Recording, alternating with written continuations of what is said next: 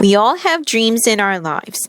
They can be the kind that occur when we are sleeping, with which we find ourselves in various situations that can and cannot happen in real life, and they can be the kinds that we have in our minds of the things that we want to achieve and accomplish in our lives and what we would like to become in our lives as well, such as parents, a specific position in the career paths we choose as well. Dreams exist with endless possibilities. The book that I'm going to be reviewing today contains this element within it, but does the book portray it well? Stay tuned throughout my review and you'll see for yourself. The book that I'm going to be reviewing today is called Grover's Bad Dream, written by Deborah Haltzig and illustrated by Joe Matthew from the Sesame Street Start to Read book series, which also included Ernie's Little Lie, a book that I previously reviewed. The story begins with Grover Monster looking around on Sesame Street for someone to play baseball with. Unfortunately for Grover, all of his friends are too busy getting ready to celebrate Big Bird's birthday with a big party. They do various things such as baking a cake, making gifts, and cleaning and decorating the house they're planning on having the party in. Grover gets dismayed by this and goes home. Once there, he tells his mother how all of his friends were too busy to play with him due to their party preparations. Grover's mother asks him if he made a card for Big Bird yet, in addition to a gift that he has for Big Bird. Grover says no and decides to make the card for him right at that moment. I'm surprised that as I was reading this section of the story, Grover seemed to have forgotten about Big Bird's birthday preparations, including making the card. It seems a little out of character for him to be forgetting one of his friends' birthdays. As from my experience of reading Sesame Street books, Grover is usually one of the first characters to be jumping on board to celebrate any special occasion. My guess as to why this is that the author created this moment in order to fit in with the rest of the story, which I will tell you more about as we continue through the story. So Grover takes some time and makes a very charming birthday card for Big Bird from the looks of this illustration. He hopes that Big Bird will like it, and his mother assures him that Big Bird will. I agree with this too. Who wouldn't love a card that someone took the time to make for them? I can't think of one. Finally, it was time to go to the party. Grover puts on his favorite red jacket and goes over to Ernie and Bert's house where the party is taking place. I wonder why Grover decided to wear a jacket to the party when he wasn't wearing one when he was outside earlier. My guess is that he wanted to look extra nice for the party. Once there, Grover and his friends on Sesame Street, including the human characters of Susan and Gordon, hide in the room until Big Bird shows up to the party. They all shout, "Surprise!" and the party begins. From the very start of the party, I can tell that Grover's jealousy towards Big Bird grew by leaps and bounds as it progressed. Big Bird gets a crown, while Grover and the rest of the gang get party hats. The group plays a game of pin the tail on the cat, and Grover and Big Bird get the tails on the right spot on the cat. Big Bird is declared the winner, even though Grover said that they both won. Betty Lou gives Big Bird a prize, saying that since it's his birthday, he is the sole winner of the game. I have to agree with Grover's statement in this moment. It's true that it's Big Bird's birthday and deserves a prize, but fairness should take priority in this situation, and Grover should have gotten a small consolation prize also. Next, they have the birthday cake that Cookie Monster made. They sing "Happy Birthday," and Big Bird blows out the candles. Gordon gives Big Bird a nice comment, saying how grown up Big Bird is, turning 5 years old on his birthday.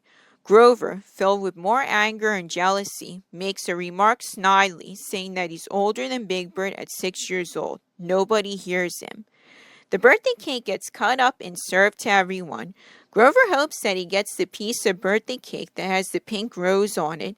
To Grover's disappointment, Big Bird gets that piece of cake because it's his birthday. After that, Big Bird opens all of his gifts.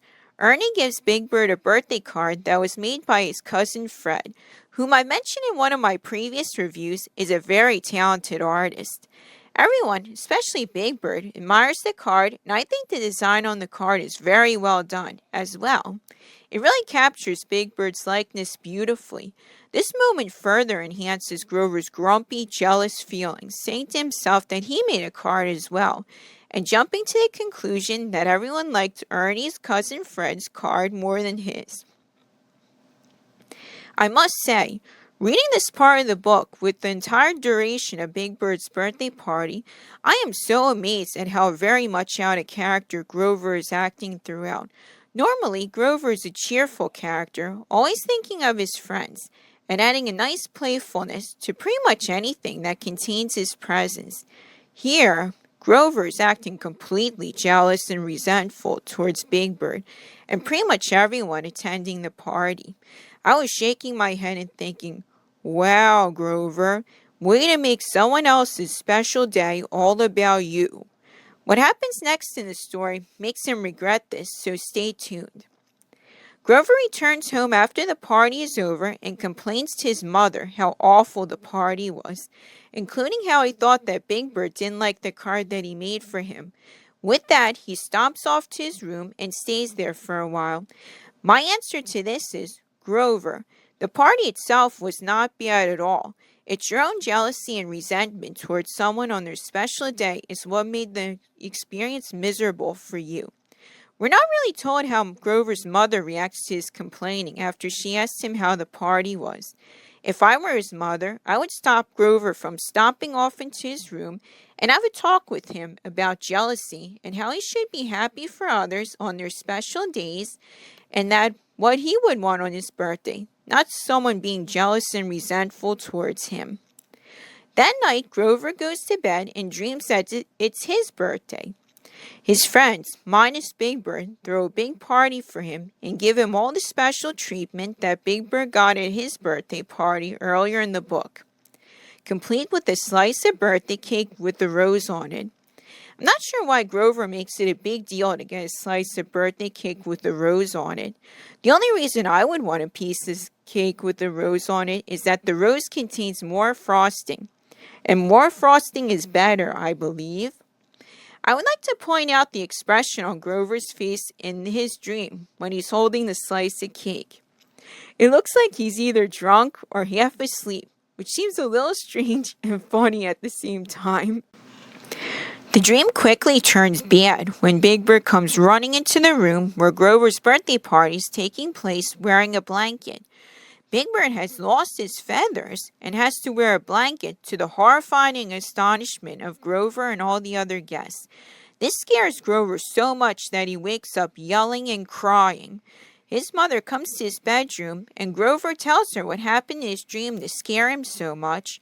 Grover gets worried that this dream would come true, but his mother assures him that bad dreams like that happen to everyone and dreams are not reality. It's a good lesson to teach the target audience of this book that there are differences between dreams and reality, and I'm glad that the author tried to teach that in this moment of the book. But I can't help but to notice that this dream seems to be serving the purpose of teaching Grover a lesson about his bad behavior at Big Bird's party and his relationship with Big Bird. The purpose of the dream seems to overshadow the lesson that dreams are not reality, it seems to me as I read this section of the story. Grover eventually goes back to sleep, and the next morning he wakes up to hear Big Bird calling his name from outside of his bedroom window.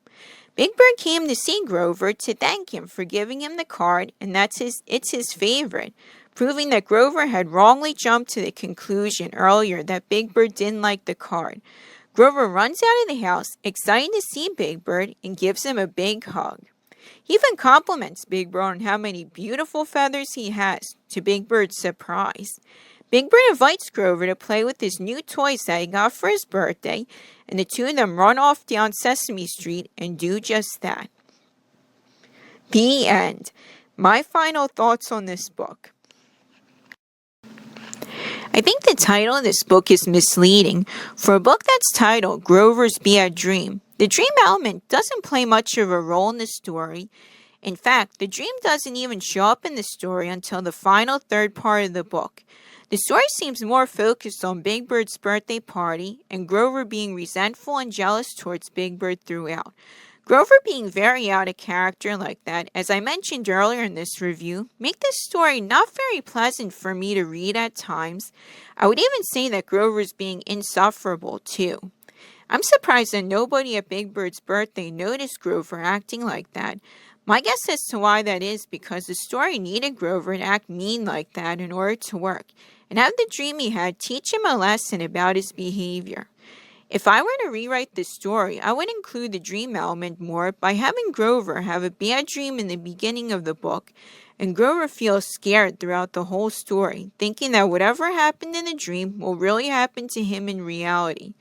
His friends have misguided attempts to help Grover throughout this story until Grover talks to his mother and other adult characters, and they inform him that dreams are not reality and they're all in your mind.